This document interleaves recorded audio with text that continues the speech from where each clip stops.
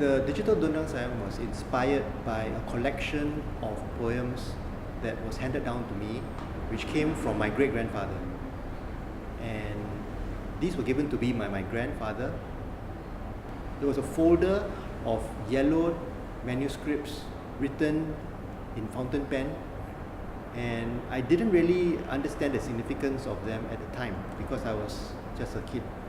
My grandfather explained some of the poems to me and they seemed quite funny, and it was only later on that I went through and I discovered that my late great-grandfather had written 580 pantun, and I knew that these could be set to music because one of my early childhood memories is of watching the Dondang Sayang show with my late grandfather, and we knew that these poems could be set to Dondang Sayang tunes.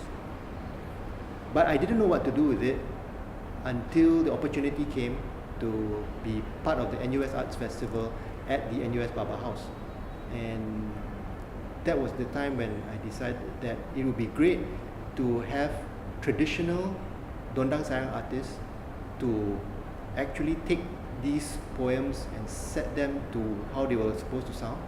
But not only that, to hear it in a contemporary way so that we could, as a band, as Cosmic Armchair, interpret them in a modern way, and then also to work with the students at the NUS Electronic Music Lab to see how they could take these poems and bring them into the future. I think that one of the things that we're really trying to explore here is musical roots. I mean, the Peranakan culture is something very unique to our particular area. And I've always said that when I listen to some songwriters, and certainly like Ben's music, I've said before that, hey, I can hear Di Tanjung Katong and Chan Mali Chan, traces of it in there. And I mean, subconsciously, I think a lot of the national songs that we grew up with as kids, and I guess for him as well, the Dondang Sayang music, it's in there somewhere in our music. And I think we want to explore the music itself to introduce it to people, because a lot of younger people would not have heard this music as in what it's supposed to be. But as Ben said, also to give it a new flavor, because it is from where we come from musically, and where can we take this music, add in what we are today to it, and make it something new. And so that's all part of the exploration. And I think getting NUS EML involved is also interesting, because to them this is like totally foreign, because they're not even Peranakan, or they've never even heard of Dondang Sayang music. So it's an interesting project to them, but also good to see how they interpret it through their lens as well.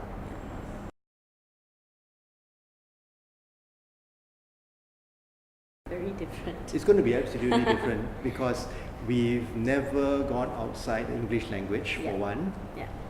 I mean, one thing is language, obviously. But this is the first time we're also working with somebody else's lyrics. We've always written our own songs, and we don't have the songwriter here with us, and we're trying to figure out, what was his late great-grandfather like, and what inspired him, what was his life, and we only have his words and a few recollections from some older relatives, but it's kind of hazy. So we're in a way trying to,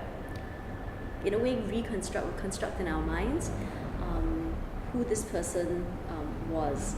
And so musically also drawing from what we know of Peranakan music to try and tell his story. So it's kind of different. It's not where we normally come up with what our songs are and what our story is, but we're really looking at somebody else's story with somebody else's words, but it's still our music and the influences that go into it.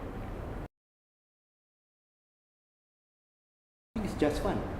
It's fun. It's enjoyable to be able to work with something that somebody else has written, and to be able to reinterpret it, to be able to add our own identity onto it. It's a feeling of collaboration almost. Yeah, it's a way of also playing with music. I mean, when we've done remixes before, sometimes, because it's a complete song that we get in our hands, and we're trying to see what can we do with it. And usually we end up coming with 2 or 3 different versions of the song, and some work and some don't work. But I think, again, it's the part of the whole creative process. So it's fun to be able to collaborate with other people, or just fun to be able to play, with sounds and music. Yeah. On a musical level, it's a challenge to find what is the essence of the piece. that we want to actually take and work with and trim away the rest. And in a way, working with these poems also, what is the essence of the poem that we can work with? I think in remixing, what is interesting sometimes though is what may have been the key motif in the original song, but we may end up taking something else, which is very small and obscure, and you kind of bring it out and use that as the key motif as well. And it's, again, it's part of playing with the music, but I think also casting a different light on something which someone else may not have paid attention to. And so that song then really expands, from the original to all these other dimensions that we do through the remixes.